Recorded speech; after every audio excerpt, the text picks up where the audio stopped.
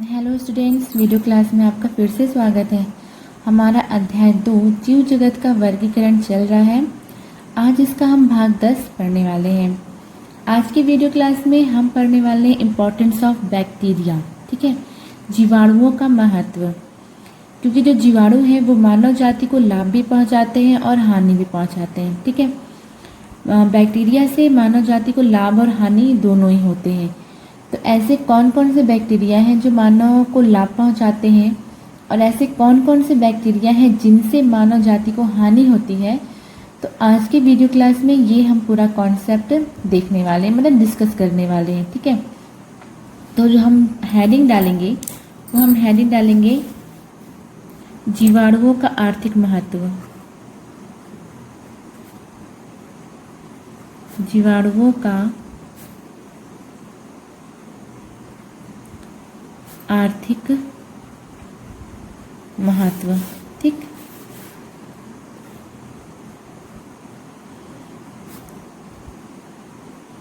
Economic importance of bacteria.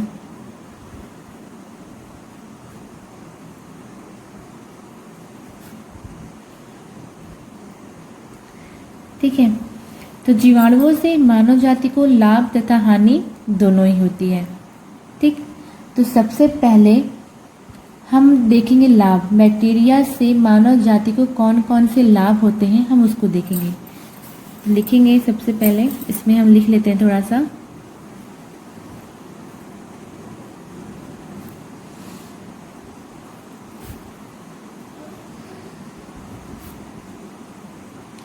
जीवाणुओं से मानव जाति को लाभ तथा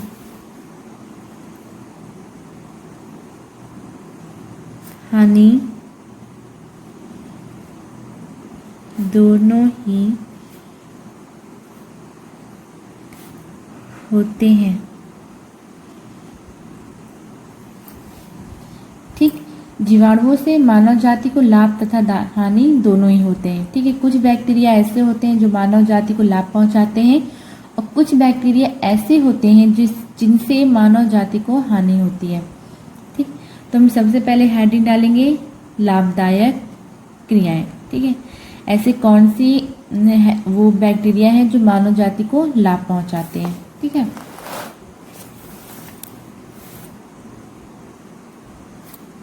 तो पहले हम देखेंगे लाभदायक।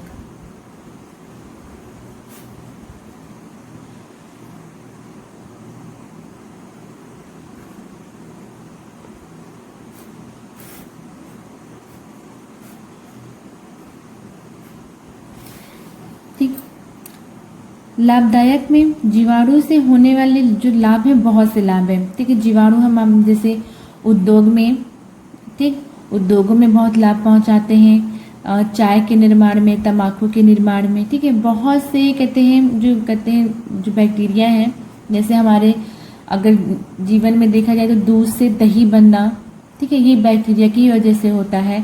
ठीक है, जो हम ये खाते हैं, आपका जो कहते हैं सिरका, जिसे आप सिरका बोलते हो, ये बैक्टीरिया की वजह से ही सिरका का निर्माण होता है। तो ठीक है, ऐसे बहुत सी चीज़ें हैं जो हम मानव जाति में बैक्टीरिया की वजह से मानव जाति को लाभ होता है। तो सबसे पहले हम इसकी लाभदायक क्रियाएं देखेंगे।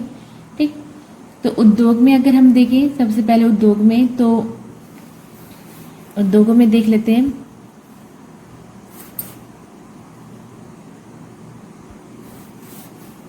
इसमें लिख लेंगे पहले थोड़ा सा।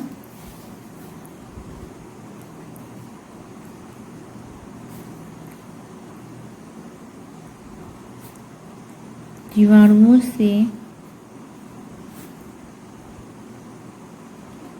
होने वाले लाभ निम्न है।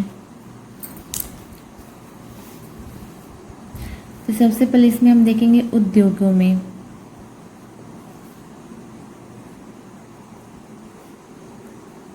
उद्योगों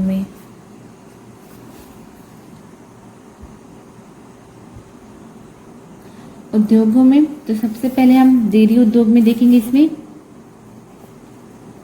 डेयरी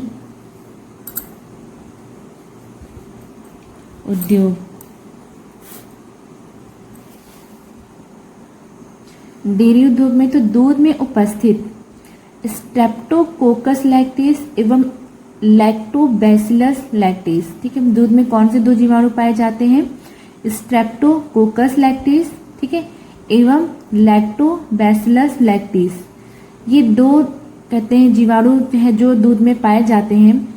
तो ये दोनों क्या करते हैं? जो दूध में उपस्थित लैक्टोज शर्करा है, ठीक है, उसका ये किण्वन करते हैं और जिसकी वजह से क्या होता है? लैक्टिक अम्ल बनता है और दूध खट्टा हो जाता है। ठीक, ये जीवाणु क्या करते हैं? जो दूध की कैसीन, ठीक है, दूध में कौन सा नामक प्रोटीन पाया जाता है? कैसीन नामक प्रोटीन पाया जाता है। ठीक है, तो ये दूध की कैसीन को क्या करते हैं? इकट्ठा कर देते हैं, उसकी बूंदों को इकट्ठा कर देते हैं, जिससे दूध से दही, ठीक है, पनीर, ये सब बदलने में सहायक होते हैं। ठीक है, डेयरी उद्योग में पनीर तथा मक्खन के उत्पादन में ये जो कहते हैं लैक्टिक अम्ल जीवाणु हैं, ये बहुत ही उपयोगी होते हैं। ठीक है, तो कौन से दो हमारे कहते हैं लैक्टिक जीवाणु हैं? एक स्ट्रेप्टोकोकस लैक्टिस और दूसरा लैक्टोबैसिलस लैक्टिस। ठीक है, तो ये दोनों ही जीवाणु हैं वो दूध से दही बनने में, पनीर बनने में, ठीक है, और कहते हैं डेयरी उद्योग में पनीर तथा मक्खन के उत्पादन में ये सब लैक्टिक अम्ल के जो जीवाणु है बहुत ही उपयोगी होते हैं। ठीक है, इन जीवाणुओं के निकलने वाले लैक्टिक अम्ल के प्रभाव से जो दूध का कैसीन, ठीक है, मैंने बताया अभी आपको, जो दूध में कौन सा प्रोटीन पाया जाता है? कैसीन नामक। तो जो इन जीवाणु से जो लैक्टिक अम्ल निकलता है उसके प्रभाव से क्या होता है? जो दूध का जो कैसीन है मतलब प्रोटीन है वो क्या होता है? वो जमा हो जाता है, जिससे हमारा पनीर का निर्माण होता है, ठीक, मक्खन का निर्माण होता है। ठीक, तो इस प्रकार ये जीवाणु डेयरी उद्योग में बहुत ही लाभ होते हैं। अगर दूध में ये दोनों जीवाणु ना हो तो इनसे दूध से दही, पनीर और हमारा क्या नाम है ये योगर्ट, मक्खन, ये सब बनने में सहायता नहीं मिलती। ठीक, क्लियर हो गया किस प्रकार से हमारे जो कहते हैं जो जीवाणु है किस प्रकार से हमारे डेयरी उद्योग में सहायक होते हैं। तो इसमें थोड़ा सा हम लोग लिख लेंगे।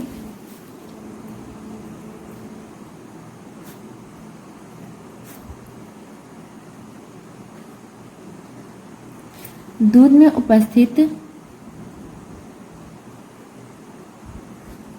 स्ट्रेप्टोकोकस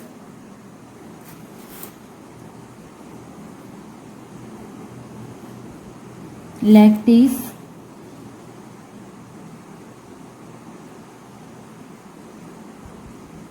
एवं लैक्टोबैसिलस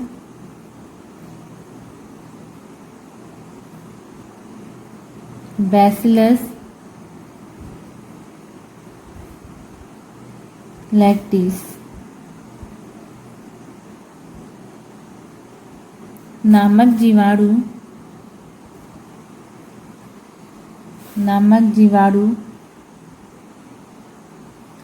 दूध में उपस्थित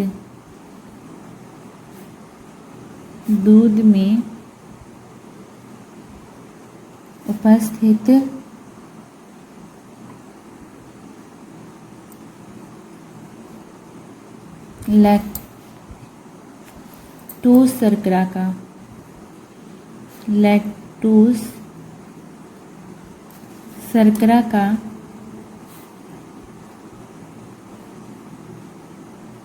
किण्वन करके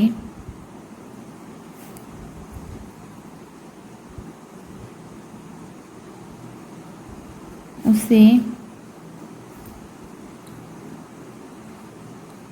लैक्टिक अम्ल में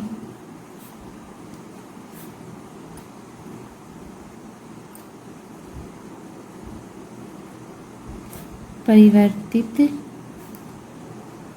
करते हैं। परिवर्तित करते हैं, जिसकी वजह से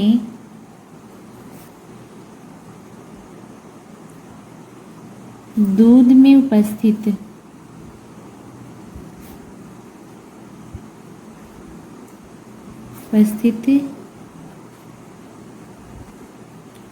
कैसीन नामक प्रोटीन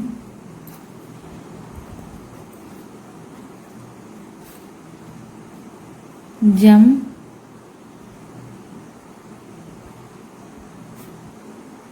जाता है और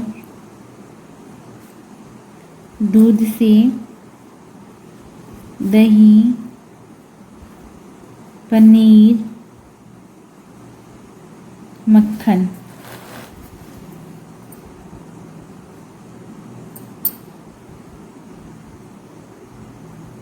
आदि का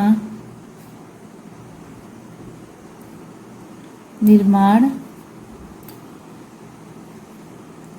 होता है। ठीक है, तो कुछ ऐसे ही जीवाणुओं के नाम देख लेते हैं जो कहते हैं हमारे लिए उपयोगी हैं, जो डेयरी उद्योग में उपयोगी हैं। जैसे हमारा बटर मिल्क,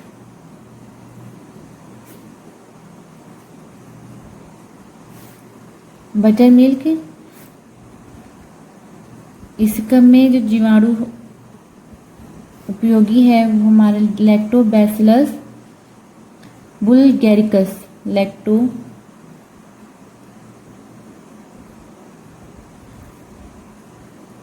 बैसिलस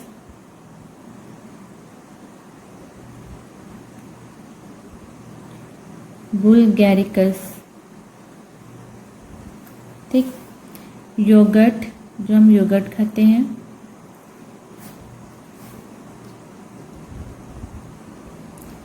इसमें है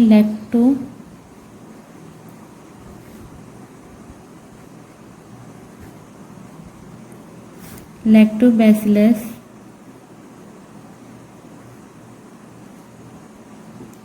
बुल्गैरिकस प्लस स्ट्रेप्टोकोकस।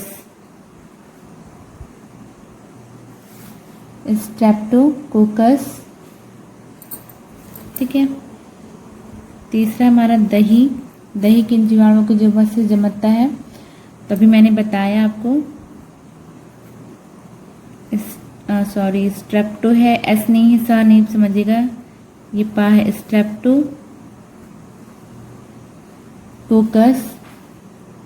लैक्टिस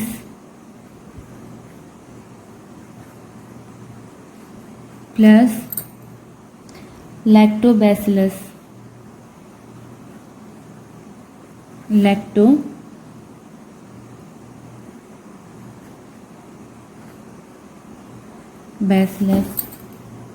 ठीक है।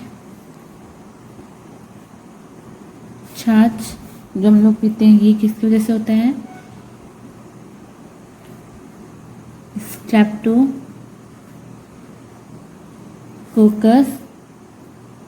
लैक्टिस।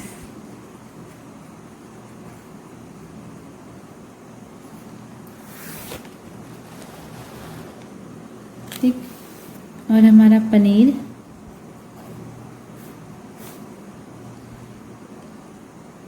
इसमें लैक्टोबैसिलस लैक्टिस, लैक्टोबैसिलस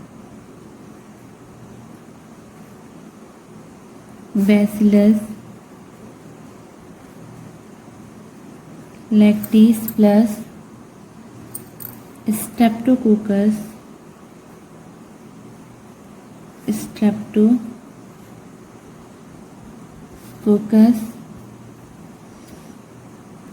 क्रीमोरिस।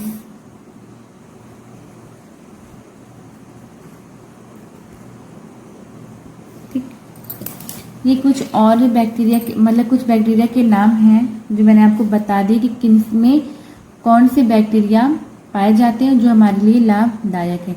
आप इन बैक्टीरिया के नाम अच्छे से याद कर लीजिए, क्योंकि कभी कभी ये ऑप्शनल में पूछ लेता है कि दही में कौन कौन से बैक्टीरिया पाए जाते हैं। ठीक है, छाछ में कौन सी बैक्टीरिया पाए जाते, पनीर में कौन सी बैक्टीरिया पाए जाते, तो आप इनके नाम अच्छे से याद कर लीजिएगा।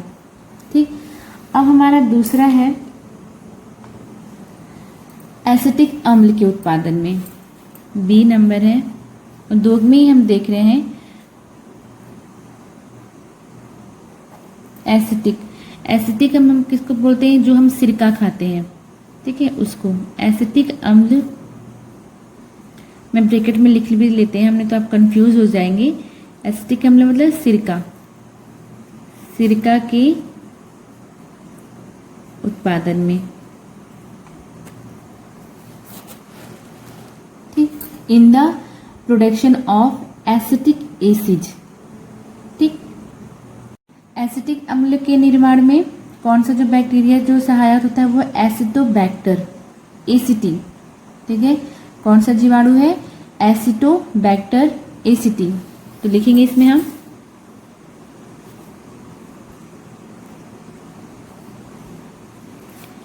एसिटोबैक्टर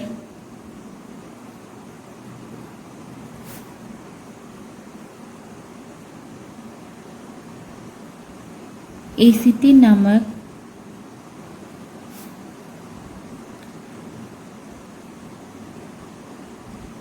जीवाणु द्वारा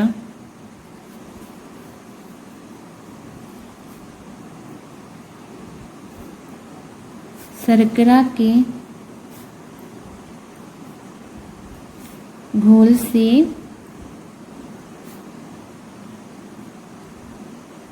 सिरके का उत्पादन होता है।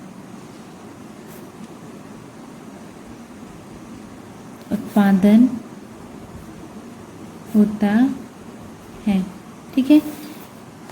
ठीक, पहले जो क्या होता है, जो सिरका होता है वो क्या होता है, एक शर्करा का घोल होता है। ठीक है, जो हम लोग जो हमारा जो शुगर केन होता है, मतलब जो गन्ना होता है, उसको जो हम लोग पेर कर रख देते हैं, ठीक है, जिस मतलब उसका जो घोल होता है, शर्करा का जो घोल होता है, उसे हम रख देते हैं, तो उसमें कौन सा नामक बैक्टीरिया उत्पन्न होता है, एसिटोबैक्टीरिया एसिटी नामक बैक्टीरिया उत्पन्न होता है, और उसको वो किस में परिवर्तित करता है, सिरके में। ठीक, क्योंकि उसमें से क्या होता है, उसमें से एसिटिक अम्ल निकलता है।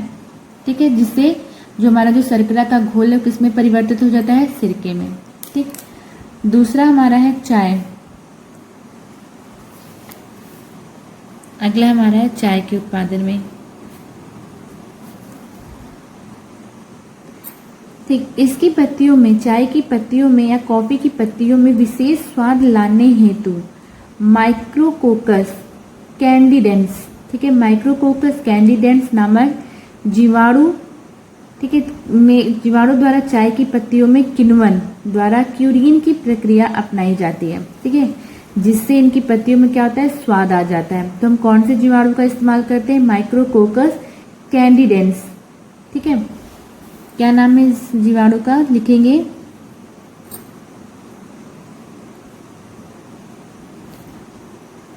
माइक्रोकोकस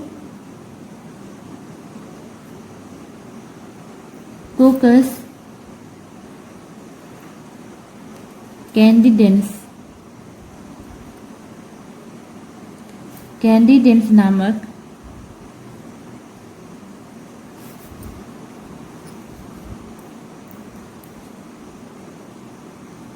जीवाणु द्वारा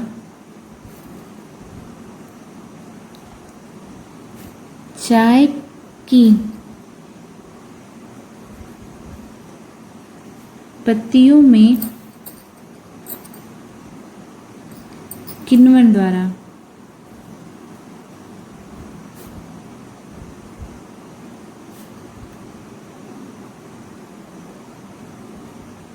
क्यूरिंग की प्रक्रिया अपनाई जाती है।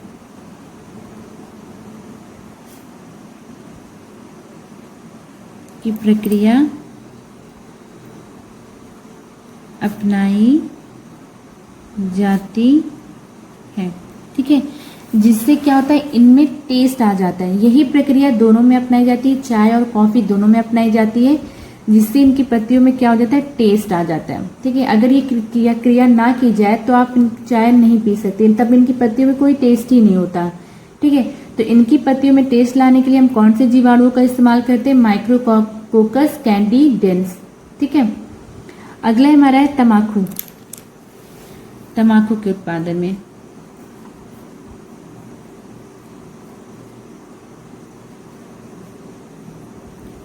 टोबैको, इंग्लिश में हम क्या बोलते हैं इसको? टोबैको। टोबैको मतलब तम्बाकू हमारी सेहत के लिए बिल्कुल अच्छा नहीं है, लेकिन फिर भी भारत में भारत के हर जगह जितने भी जो नशीले पदार्थ हैं वो किसी के लिए लाभदायक नहीं होते, ठीक है, लेकिन फिर भी बहुत ही मात्रा में इनका निर्माण किया जाता है। लेकिन आप प्लीज़ इन सब चीज़ों को खाने से दूर रहें, क्योंकि ये सब सेहत के लिए बहुत ही हानिकारक होते हैं, ठीक है। ठीक है, तंबाकू की पत्तियों में स्वाद और सुगंध लाने के लिए, ठीक है, तंबाकू की पत्तियों में जो स्वाद होता है यानी जो उसका टेस्ट होता है उसे, और जो स्मेल, जो तंबाकू से स्मेल आती है तंबाकू की पत्तियों से, तो उसमें वो लाने के लिए हम किस जीवाणु का इस्तेमाल करते हैं? बैसिलस मेगाथिरम।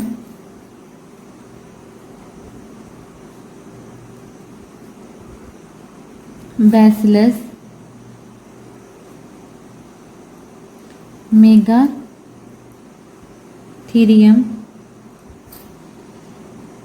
तथा माइक्रोकोकस तथा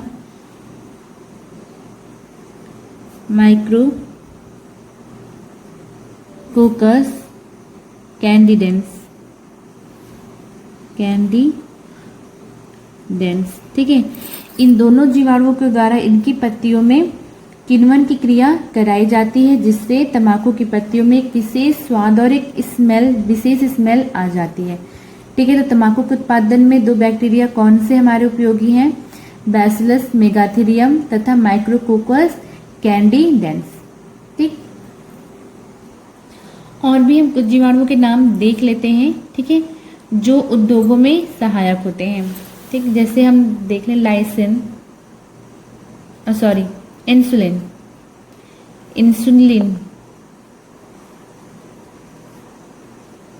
इंसुलिन के जो उत्पादन में जो सहायक होता है वो कौन सा बैक्टीरिया है? इकोलाई। विटामिन सी के निर्माण में एसिटोबैक्टर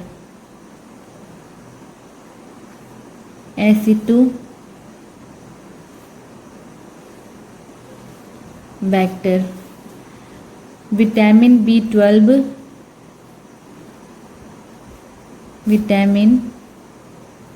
B12 ठीक है। क्लीस्ट्रीडियम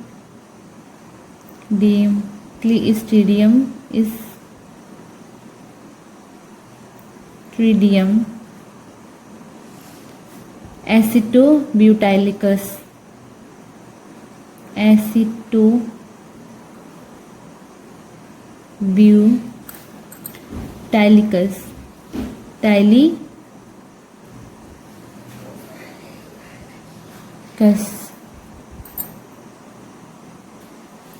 विटामिन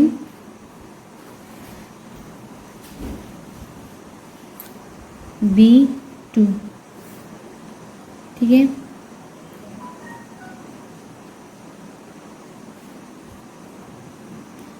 तो इसका हमारा है, सॉरी थोड़ा सा यहाँ मिस्टेक हो गया है। विटामिन B2 के निर्माण में क्लीस्ट्रीडियम एसिटोब्यूटाइलिकस होता है, और विटामिन B12 के निर्माण में स्ट्रेप्टोमाइसिस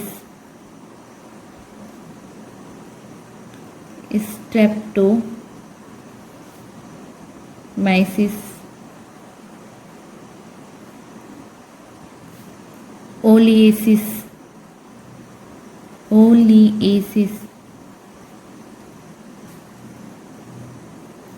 बच्चों आप लोग कंफ्यूज नहीं होइएगा। विटामिन B12 के निर्माण में जो बैक्टीरिया होता है वो स्ट्रेप्टोमाइसिस ओलिएसिस है, और विटामिन B2 के निर्माण में क्लीस्ट्रीडियम एसिटोब्यूटाइलिकस है, ठीक है।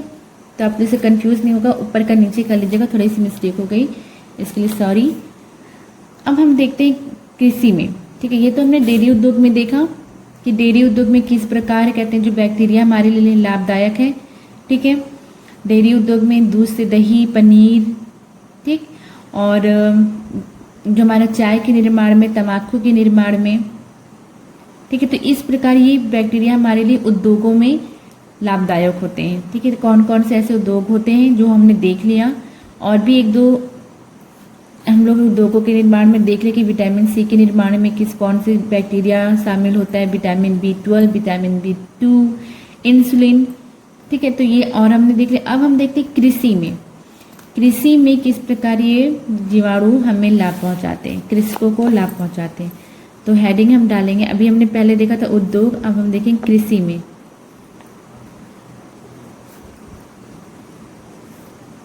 कृषि में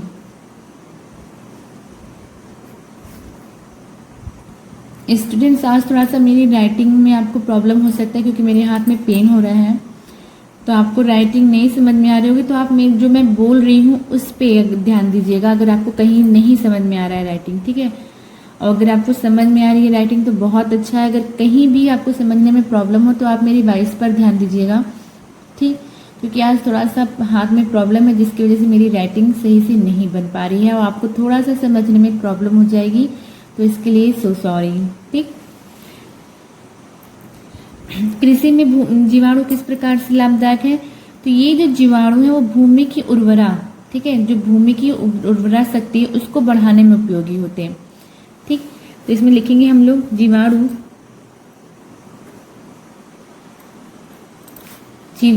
भूमि की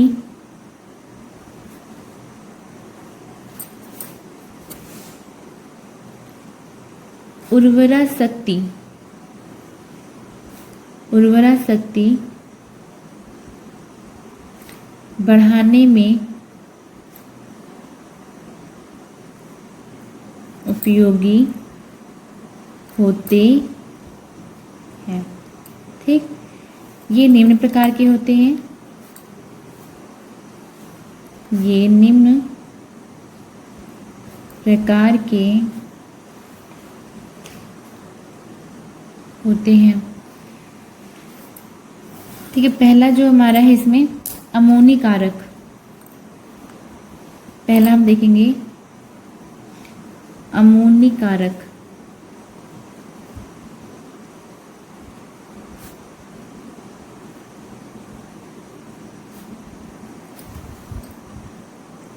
ठीक है। अमोनी कारक जीवाणु, ये जीवाणु, ठीक है, जो ये जीवाणु कौन से होते हैं, बैसिलस माइकोइडियस, ठीक है। तो बैसिलस माइकोइडियस जो अमीनो कारक जीवाणु है, तो ये क्या करते हैं, अमीनो अम्ल को अमोनिया में परिवर्तित करते हैं। तो ये क्या करते हैं, जो जीव जंतु हैं और पेड़ पौधे हैं उसके प्रोटीन्स को तथा उनके अपशिष्ट पदार्थों को अमीनो अम्ल में तोड़ देते हैं, ठीक। और अमीनो अम्ल को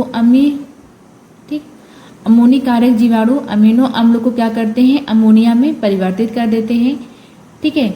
और अमोनिया भूमि में उपस्थित लवणों के साथ मिलकर अमोनियम लवण निर्मित करती है, ठीक है। इसी को हम अमोनीकरण कहते हैं, ठीक है। अमोनिया मतलब जो जीव जंतु का जो अपशिष्ट पदार्थ है, पेड़ पौधे के जो अपशिष्ट पदार्थ हैं और पेड़ पौधे की प्रोटीन्स हैं, उसको ये क्या करते हैं अमोनी कारक जीवाणु, पहले उसको अमीनो अम्ल में बदलते हैं, अमीनो अम्ल के बाद उसे अमोनिया में परिवर्तित करते हैं। और ये अमोनिया भूमि में उपस्थित जो लवण होते हैं उसके साथ मिलकर अमोनियम लवण को निर्मित करते हैं, ठीक है। जिससे जो हमारे पेड़ पौधे उनको सहायता मिलती है, उनकी वृद्धि में सहायता मिलती है, ठीक है। तो इसमें कौन सा जीवाणु सहायक होता है हमारा, बैसिलस माइकोइडियस,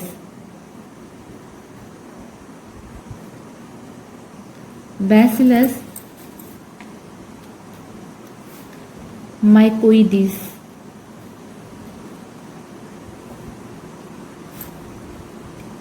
लिखेंगे माइकोइडिस, बैसिलस माइकोइडियस जीव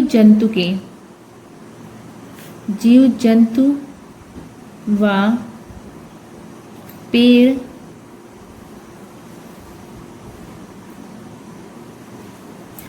पौधे के प्रोटीन्स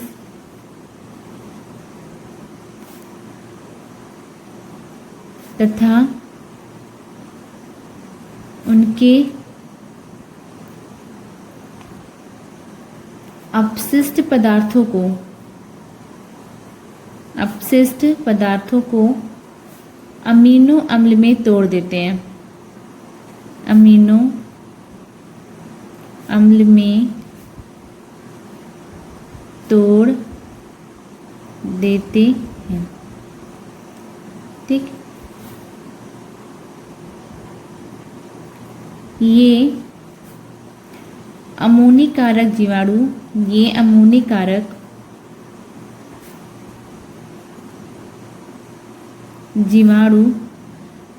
अमीनो अम्ल को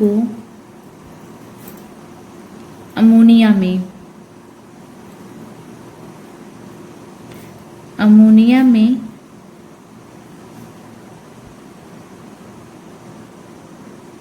परिवर्तित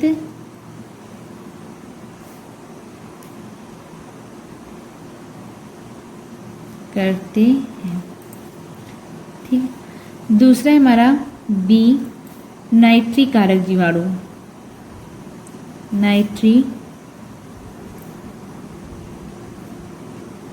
कारक जीवाणु। नाइट्रिक कारक जीवाणु क्या करते हैं?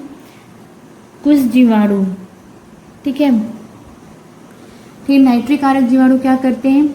जो पौधे होते हैं वो वायुमंडल के में जो नाइट्रोजन होती है, ठीक है, तो उसको वो डायरेक्ट नहीं ले पाते।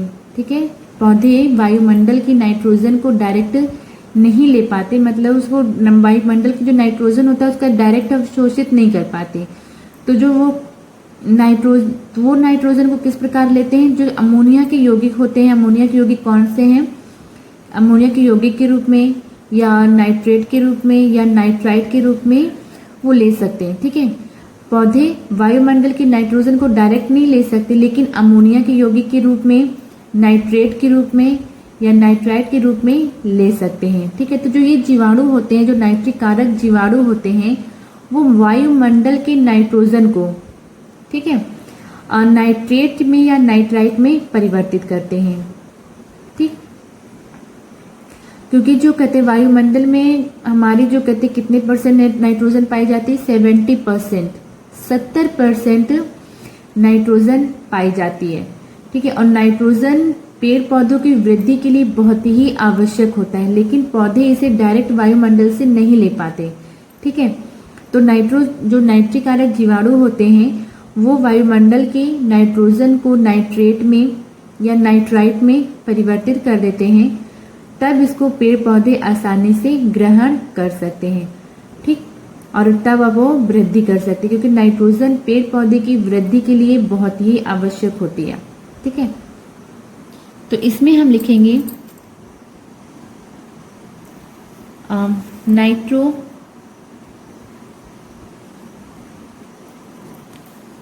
नाइट्रोसोकोकस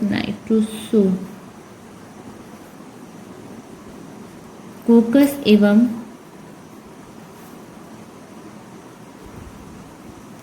नाइट्रोसोमोनास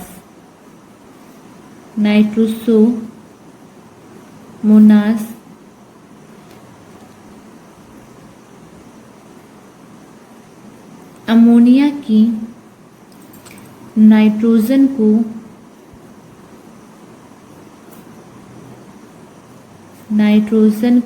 को ऑक्सीकृत करके नाइट्राइट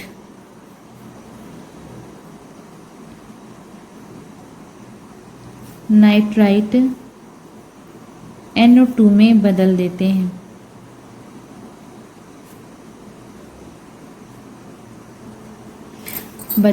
हैं। ठीक है, नाइट्रोबैक्टर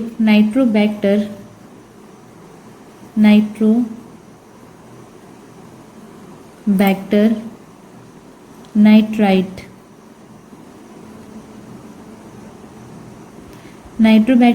ये जीवाणु है, ये नाइट्राइट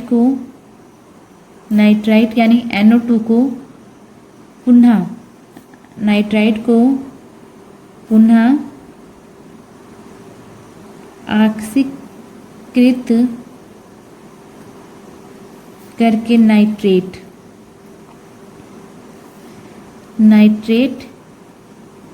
NO3 में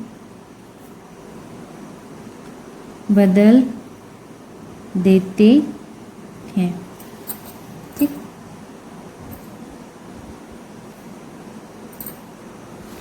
अगला है हमारा C,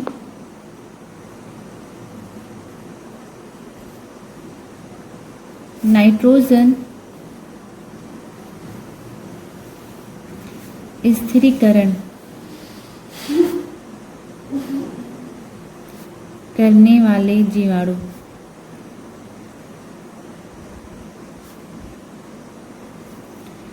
ठीक है, नाइट्रोजन स्थिरीकरण करने वाले जीवाणु वे जीवाणु जो पौधे के साथ साथ रहते हैं। जैसे हमने सहजीवी में पढ़ा था राइजोबियम के बारे में। ठीक है, राइजोबियम एक ऐसा जीवाणु है जो दलहनी, जो हमारे दलहनी पौधे होते हैं, मतलब दाल वाली पौधे, उनके जड़ों में रहता है। और ठीक है, ये डायरेक्ट वायुमंडल की नाइट्रोजन को किसमें परिवर्तित, जो कहते हैं वायुमंडल की नाइट्रोजन होता है उसको डायरेक्ट अमोनिया के यौगिक में परिवर्तित करने में सक्षम होता है। ठीक है, तो जिससे इन कहते हैं, जो कहते हैं राइजोबियम जो जीवाणु होता है उन्हें एक स्थान मिल जाता है रहने का। ठीक है, दलहनी पौधों में उन्हें कहते हैं रहने का निवास स्थान मिल जाता है, और ये कहते हैं वहाँ रहकर दलहनी पौधों के को लाभ पहुंचाते हैं। क्या करते हैं ये वायुमंडल की नाइट्रोजन को डायरेक्ट परिवर्तित करके पेड़ पौधों को लाभ पहुंचाते हैं। ठीक, तो इसमें हम लिखेंगे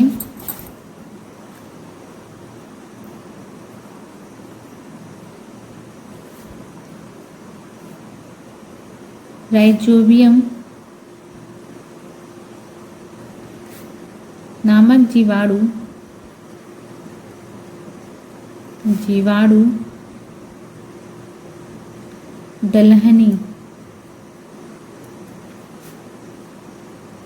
दलहनी पादपों के मूल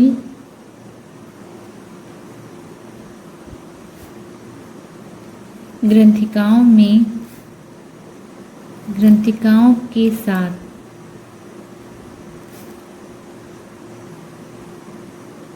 सहजीवन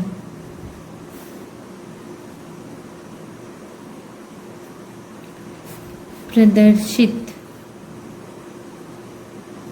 करते हैं, जिससे दोनों को लाभ होता है, दोनों को लाभ होता है। पादपों को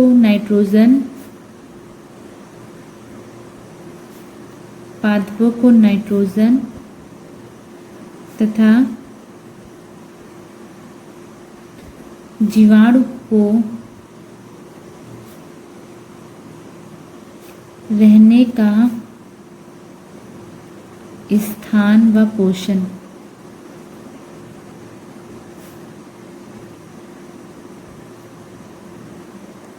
प्राप्त होता है। ठीक, अब हम औषधियों में देख लेते हैं। ये तो हमारा किसी था कृषि में। ठीक है, कृषि में किस प्रकार जो हमारे जो जीवाणु हैं वो हमारे लिए लाभदायक होते हैं, जिनकी वजह से जो भूमि की उर्वरा शक्ति है वो बढ़ जाती है। ठीक है, अब हम देखते हैं औषधियों में कौन कौन से जीवाणु जो होते हैं जो लाभकारी होते हैं औषधियों के निर्माण में। ठीक, तो अगली हेडिंग हम डालेंगे औषधियों में। पहला हमारा था उद्योगों में, दूसरा था हमारा कृषि में, अब तीसरा है हमारा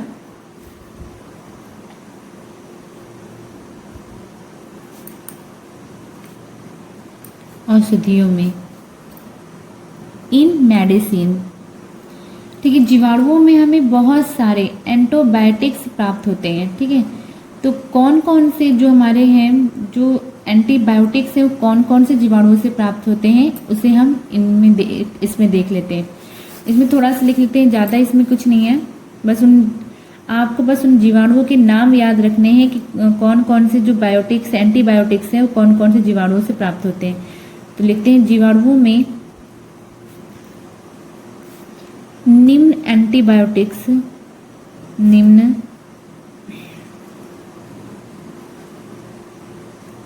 एंटीबायोटिक्स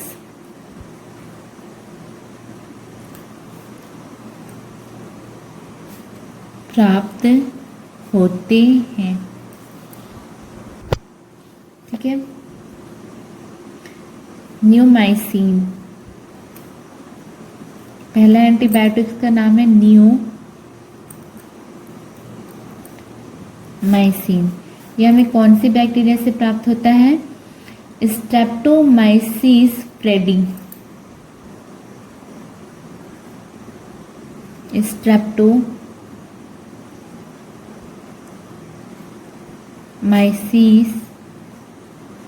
प्रेडी।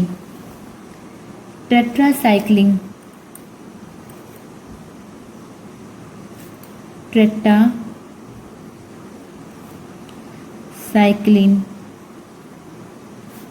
ये कौन से जीवाणु से प्राप्त होता है? स्ट्रेप्टोमाइसिस ओरियोफेसियंस। स्ट्रेप्टोमाइसिस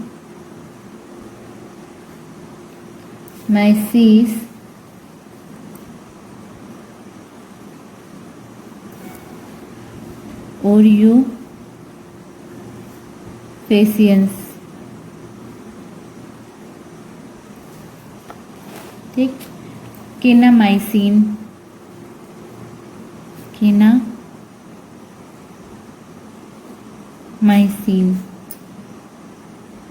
स्ट्रेप्टोमाइसिस केनामाइसिटिकस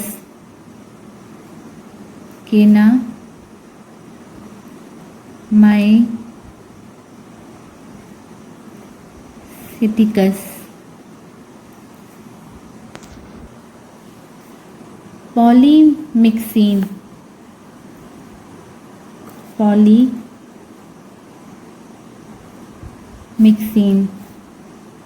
ये बैसिलस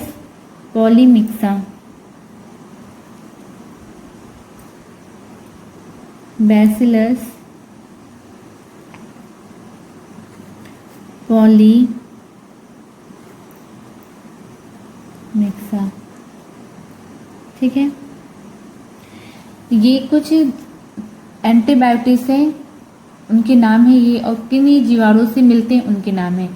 इसमें आपको सिर्फ बस इतना ही याद करना है, बस आपको ये याद रखना है कि कौन सा एंटीबायोटिक्स कौन से जीवाणुओं से प्राप्त होता है। ठीक है, तो ये कुछ ऐसे जीवाणु के नाम थे जिनसे हमें लाभ मिलता है। ठीक है, ये लाभकारी जीवाणु थे जिनसे मानव जीवन को लाभ मिलता है। अब हम उन जीवाणुओं को देख लेते हैं जो हमारे लिए हार्मफुल होते हैं, जो हमारे लिए हानिकारक होते हैं। तो जीवाणु हमारे लिए उद्योगों में लाभदायक हैं। ठीक है, और कृषि में भी हमारे लिए लाभदायक है, क्योंकि ये कहते हैं नाइट्रोजन को, ठीक है, और कहते हैं अमोनिया को परिवर्तित करते हैं, जिससे जो भूमि की उर्वरा शक्ति है वो बढ़ती है। औषधियों में, ठीक है, हमारे लिए बहुत इम्पॉर्टेंट है, क्योंकि बहुत से एंटीबायोटिक्स हैं जो इन जीवाणुओं से ही प्राप्त होते हैं। ठीक, तो इन्होंने हमें लाभ तो बहुत पहुंचा दिया, लाभ तो हमें बहुत मिलते हैं, तो कुछ ऐसे जीवाणु हैं जो हमें हार्म भी पहुंचाते हैं। ठीक है, वो जीवाणु कौन से हैं उन्हें देख लेते हैं। तो हम डालेंगे, लाभ देख लिया हमने, हानिकारक क्रियाएं, हानिकारक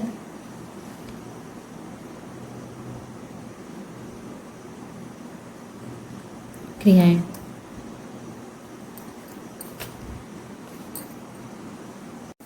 लिखेंगे जीवाणुओं से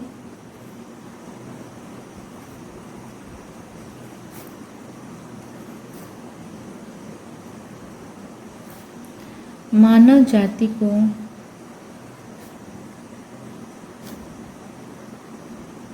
निम्न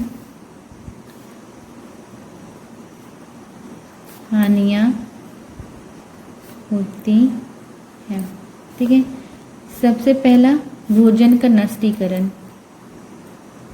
भोजन का नष्टीकरण।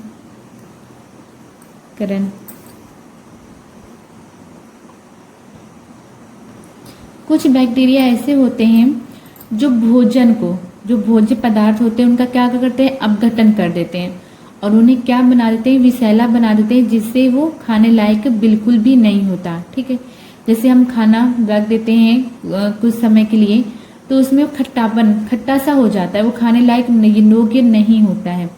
तो किसकी वजह से होता है, वो बैक्टीरिया की ही वजह से होता है। बैक्टीरिया उस भोजन को क्या कर देता है, खराब कर देता है, जिससे वो खाने लायक नहीं होता। वो भोजन का क्या कर देता है, अपघटन कर देता है। ठीक है, उसे विषैला बना देता है, जिससे वो खाने योग्य नहीं होता। तो वो जीवाणु कौन कौन से हैं, तो वो जीवाणु है हमारे माइक्रोकोकस। ठीक है, जो भोजन का नष्टीकरण करते हैं वो जीवाणु कौन से हैं,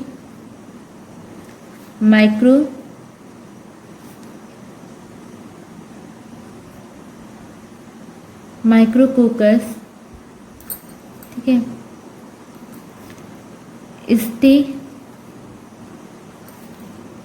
स्टेफाइलोकोकस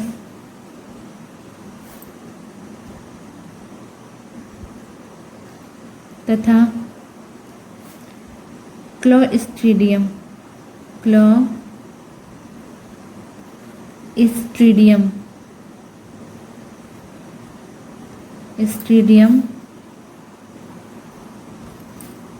बाटुलिनम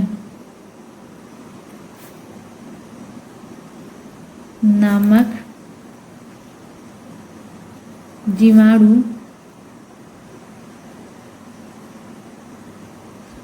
भोज्य पदार्थों का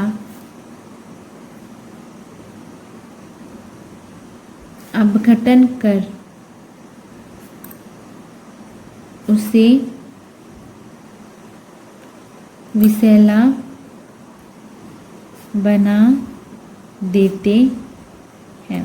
ठीक, दूसरा है हमारा भूमि की उर्वरक क्षमता कम करना, भूमि की उर्वरक क्षमता कम करना।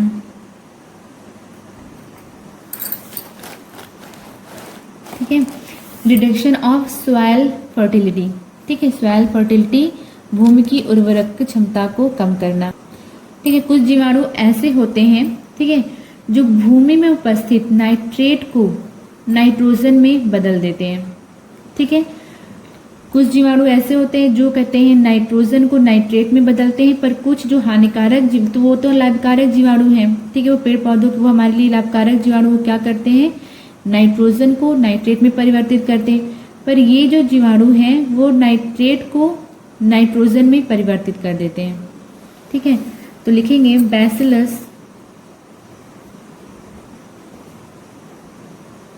बैसिलस डिनाइट्री फिकेंस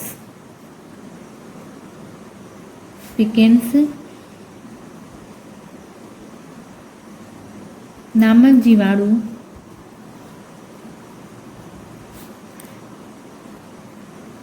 भूमि में उपस्थित नाइट्रेट को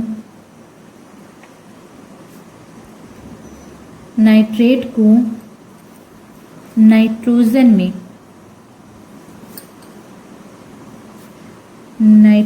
में परिवर्तित कर देते हैं,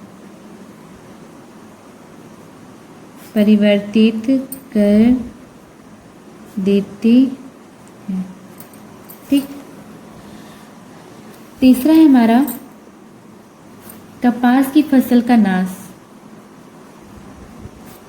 कपास की फसल का नाश।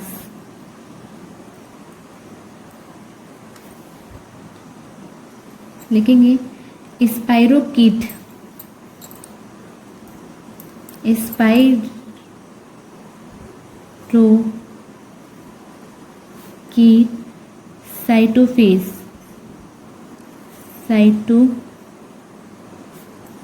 नामक जीवाणु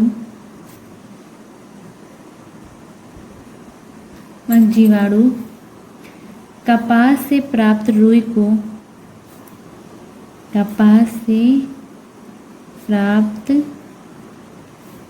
रुई के रेशों को खराब कर देता है। ठीक। चौथा है हमारा पेनिसिलिन का नाश। पेनिसिलिन ये एक एंटीबायोटिक है। पेनिसिलिन का नाश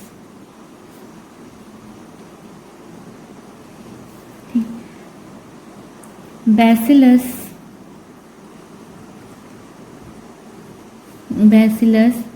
ब्रेविस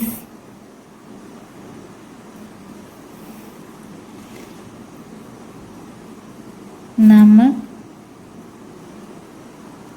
जीवाणु पेनिसिलिन का नष्ट करता है। पेनिसिलिन को नष्ट करता है।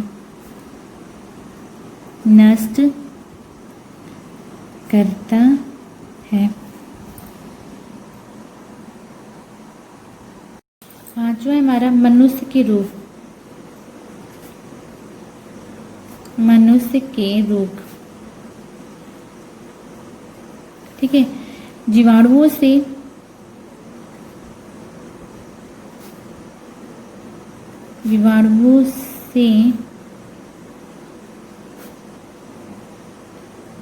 होने वाले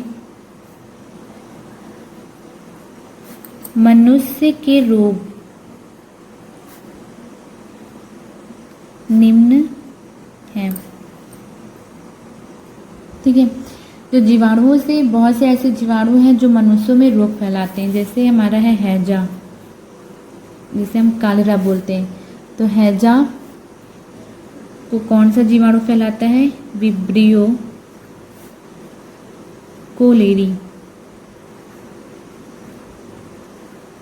कोलेरी। ठीक है।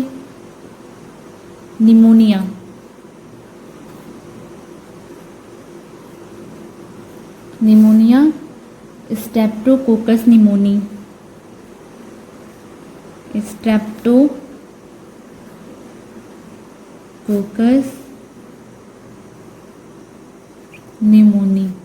ठीक है। 6 रोग।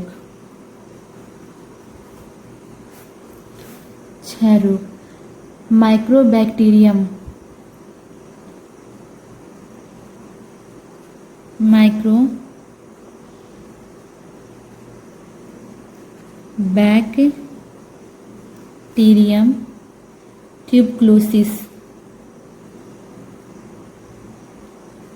ट्यूबरक्लोसिस,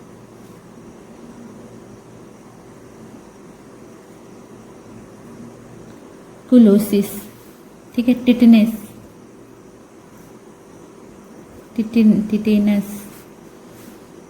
ये फैलता है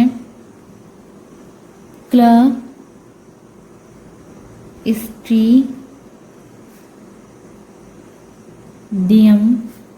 टिटेनी।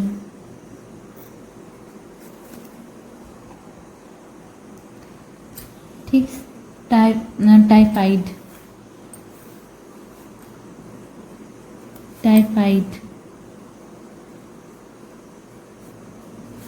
टाइफाइड होता है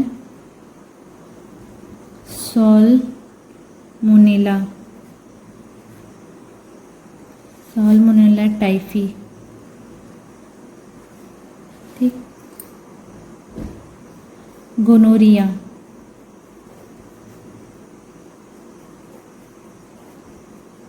गोनोरिया होता है हमारा निसेरिया गोनोरी से। काली खांसी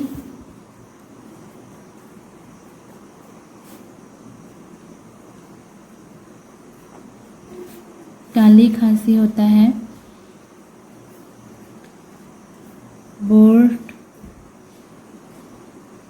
बोर्डिनटेला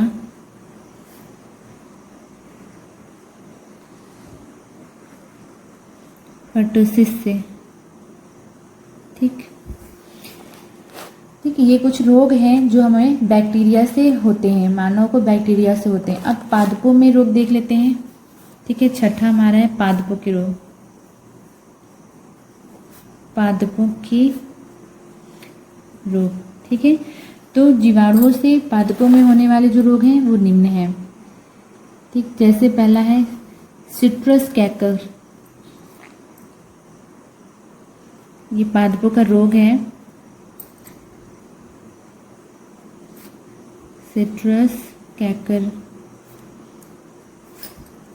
ये होता है जेंथोमोनास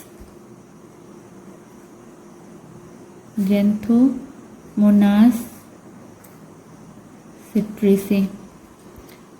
ठीक, आलू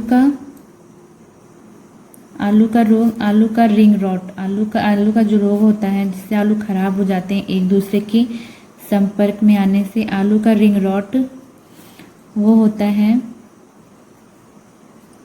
जेंथोमोनास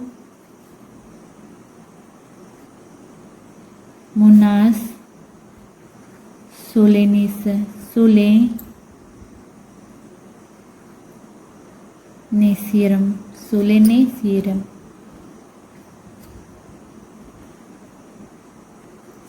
ठीक है।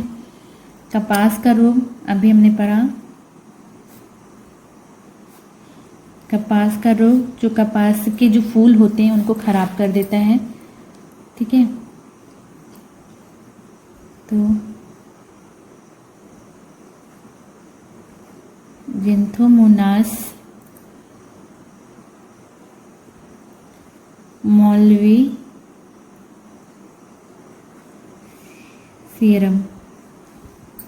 ठीक, तो ये कुछ रोग थे जो पादपों में बैक्टीरिया की वजह से होते हैं। ठीक है, तो स्टूडेंट्स आज की वीडियो क्लास के लिए इतना ही। मिलते हैं नेक्स्ट वीडियो क्लास में, तब तक के लिए बाय बाय।